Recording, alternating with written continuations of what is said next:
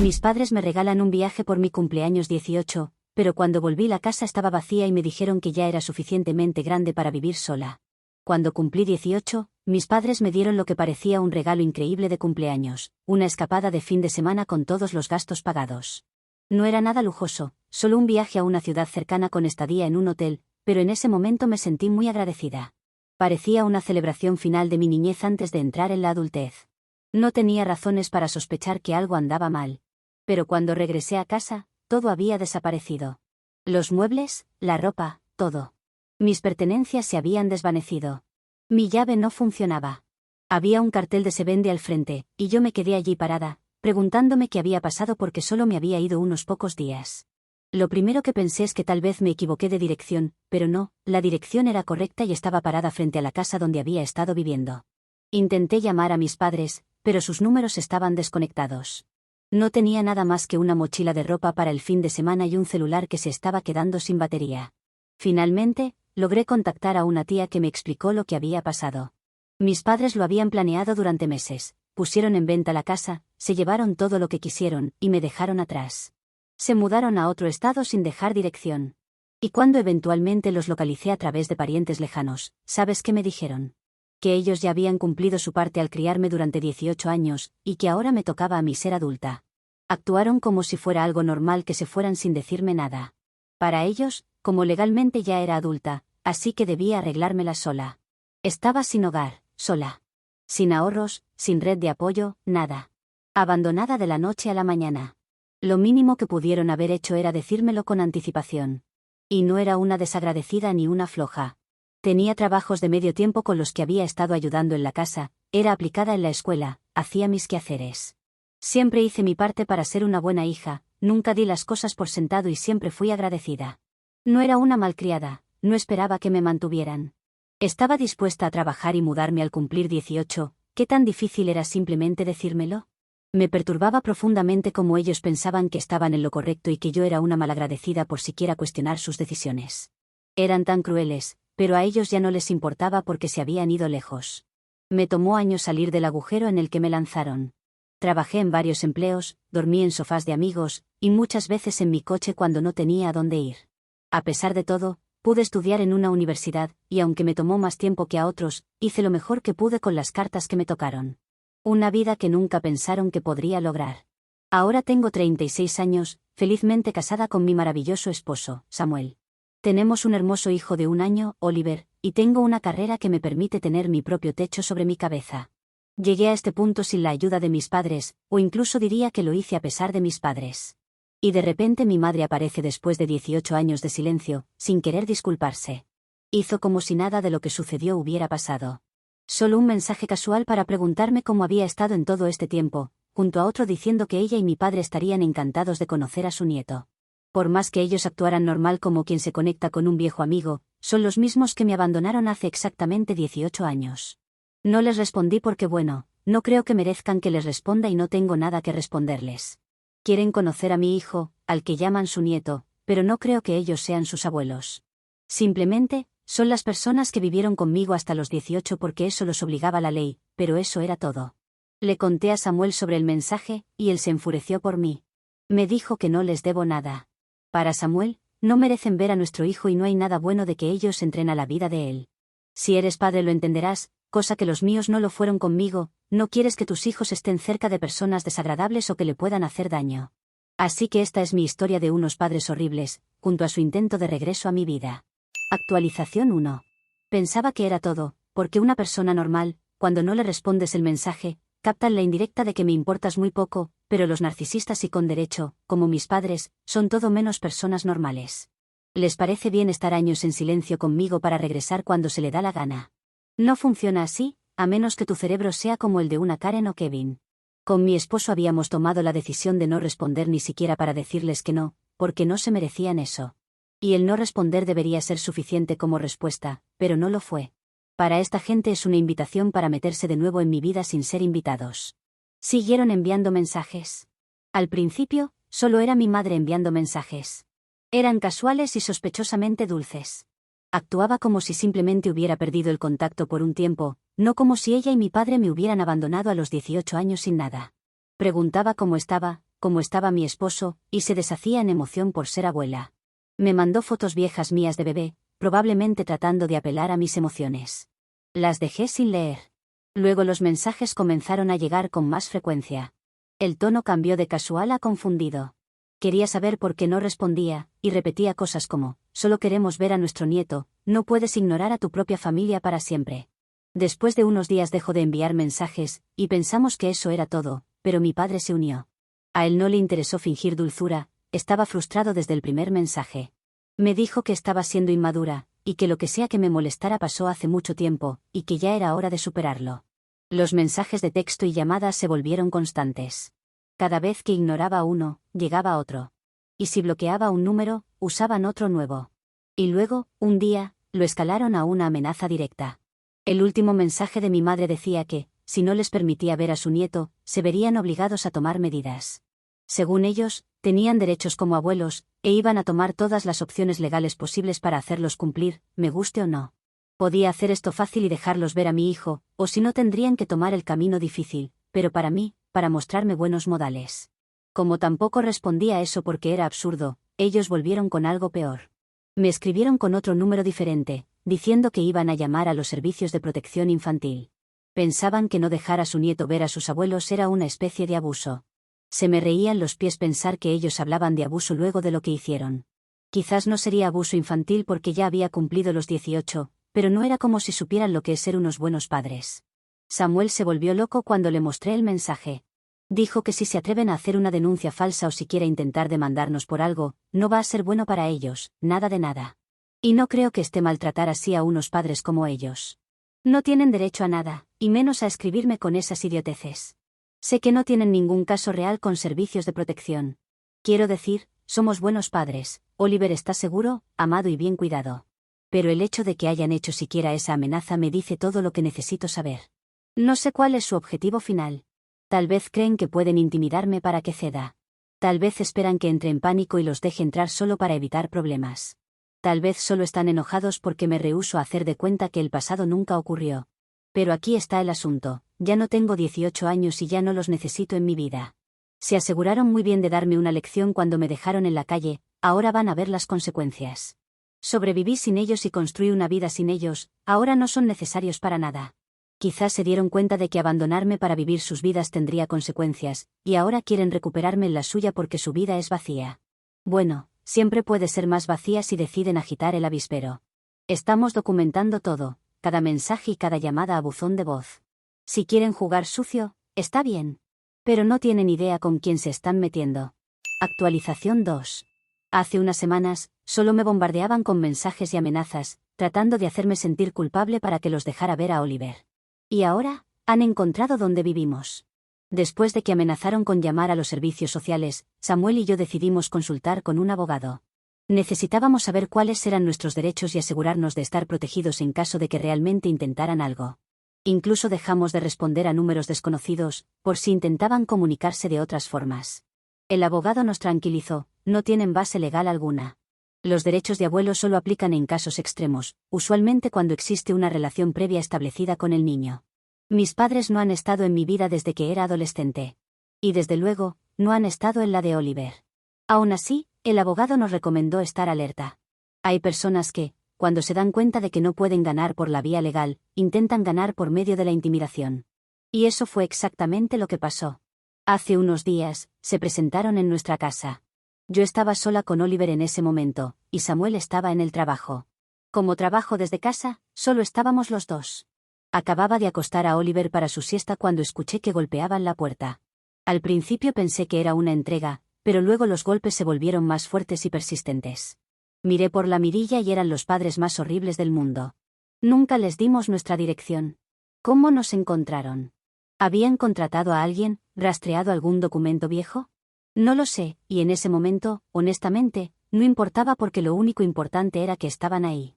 Y no llegaron con las manos vacías, mi madre sostenía una bolsa de regalos, probablemente para Oliver, otro intento de manipulación para parecer abuelos cariñosos. Mi padre estaba detrás de ella, con los brazos cruzados, ya con cara de fastidio porque no estaba abriendo. No abrí la puerta, ni siquiera respondí. Aunque tampoco fuera muy difícil saber si había alguien en casa con un coche en la entrada. La voz de mi madre se escuchó a través de la puerta, dulzona hasta lo enfermizo. Dijo que solo querían hablar, que habían venido desde lejos para ver a su nieto, y que yo debía ser razonable. No respondí. Me quedé ahí, con el teléfono en la mano, tratando de decidir qué hacer. Y fue entonces cuando el tono cambió. Se acabó la dulzura, y comenzó a exigir que la dejara entrar. Ya eran gritos los de mi madre porque habían perdido el tiempo en llegar hasta ahí y no se irían sin pasar unos minutos. Mi padre se unió a los gritos, diciendo que el precio de la gasolina no era el mejor en este momento y que no les gustaba perder el tiempo.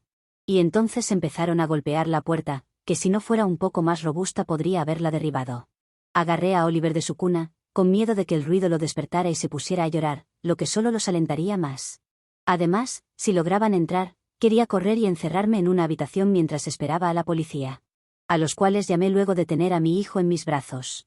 Luego llamé a Samuel de inmediato, y en cuanto contestó, le susurré lo que estaba pasando. Estaba furioso. Me dijo que cerrara todo con llave, que me alejara de las ventanas y que, si no se iban de inmediato, llamara a la policía. Pero le dije que ya lo había hecho. La voz de mi madre cambió otra vez. De repente volvió a sonar calmada, como si no hubiera estado gritando segundos antes. Dijo que me darían una última oportunidad para hacer lo correcto y dejarlos entrar. Que si no lo hacía, me iba a arrepentir. Les grité a través de la puerta que la policía estaba en camino y que si no se iban ya mismo, no iba a quitar mi denuncia. Dudaron por un momento, y finalmente se fueron. Pero no sin antes dejar su marca. Mi padre pateó una de nuestras macetas del porche, haciéndola estallar contra el suelo. Samuel llegó poco después, y quería salir corriendo a buscarlos, pero le rogué que no lo hiciera. Teníamos que ser inteligentes. Y esa misma noche tomamos una decisión, nos fuimos. Empacamos lo esencial y nos fuimos directamente a casa de mis suegros. Ya no estamos seguros aquí. Si nos encontraron una vez, pueden hacerlo de nuevo. Y ahora que han cruzado la línea hacia el acoso abierto, no sabemos cuál será su siguiente paso. El nuestro fue presentar una denuncia a la policía, así como hablar con nuestro abogado de una orden de restricción. Samuel ha pensado en conseguir un arma, pero no me siento cómoda con una en casa. Esperemos que la vía legal sea suficiente, y que no tengamos que llegar a eso. Actualización 3. Ha pasado una semana desde que dejamos nuestra casa para quedarnos con mis suegros, y aquí se siente seguro. O al menos, tan segura como puedo estar considerando la situación. Hay más personas en la casa, y no estoy sola en ningún momento. La familia de mi esposo ha sido muy solidaria conmigo y la situación. Y sinceramente, tener cerca a mi cuñado ha sido una capa extra de protección que mi padre no querrá probar. Este tipo no solo es alto, parece sacado de un equipo de seguridad privada para celebridades. Si a mis padres se les ocurre presentarse aquí, van a terminar con sus culos pateados. Pero mis padres no han parado de intentarlo por otras vías. Siguen con el acoso, y es bueno para nuestro caso. Han intentado de todo, llamar desde números distintos, enviar correos electrónicos, e incluso han conseguido que personas que no conozco, o que no deberían estar metidos en estos me llamen. Al menos por fin entiendo por qué estaban tan empeñados en conocer a mi hijo. Al principio pensé que era simplemente el típico sentido de derecho, creyendo que podían volver a entrar en mi vida y obtener lo que quisieran. Pero resulta que es algo aún más repugnante. Me enteré por una prima que, más o menos al mismo tiempo que descubrieron que yo tenía un hijo, una de mis tías tuvo una nieta recién nacida. Y ahí fue cuando todo encajó. Se me había olvidado cuán obsesionada estaba mi familia con los primeros. Primer hijo, primer nieto varón. Todo era una competencia. Y ahora había una oportunidad de ganarle a mi tía. No querían conocer a Oliver porque de repente les importara la familia, querían exhibirlo como un trofeo, asegurarse de que todos en la familia extendida supieran que ellos tenían al primer nieto varón. No solo un nieto en general, sino un niño. Puedo imaginar perfectamente el tipo de orgullo enfermizo que estaban persiguiendo, mi madre con una sonrisa arrogante en las reuniones familiares, restregándole en la cara a mi tía que ella tuvo un nieto antes. Mi padre sacando pecho, como si tener un nieto varón lo hiciera superior. Por eso están tan desesperados para hacer lo que hicieron. Porque la gente narcisista hace cosas como esta cuando creen que están en lo correcto. Estaba furiosa. Y cuanto más pensaba en ello, más recuerdos viejos volvían a mi mente.